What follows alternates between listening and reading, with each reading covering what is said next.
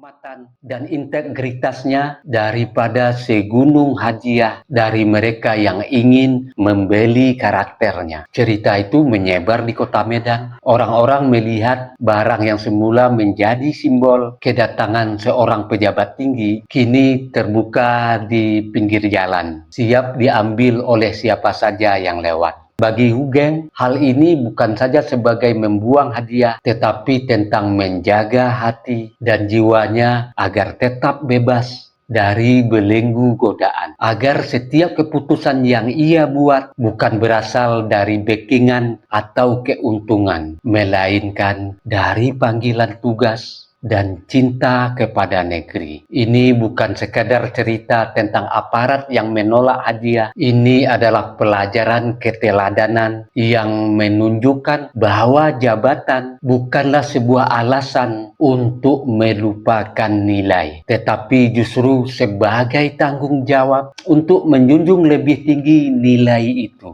demi kepercayaan rakyat dan masa depan bangsa. Dan setelah beberapa tahun menikah dan hidup bersama, Mariyati pernah mencari cara untuk membantu perekonomian keluarga kecil mereka yang hidup sederhana. Ia membuka sebuah toko bunga di depan garasi mereka di kawasan.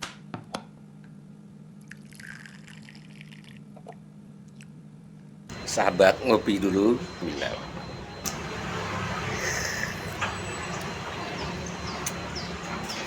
Bagi sahabat yang mau sloki unik ini, sloki tengkorak, ya silahkan klik keranjangnya ya. Sahabat, bagi perokok tahu persis rasanya ketika dia mau menyalakan rokok di pinggir pantai atau di tanah lapang.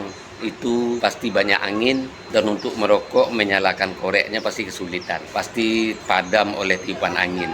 Tapi semuanya tidak akan terjadi lagi jika korek kita ini kapasitas gasnya besar dan apinya kuat, tidak akan padam ditiup angin. Jadi jika sahabat ingin korek seperti ini, cek di keranjang produk.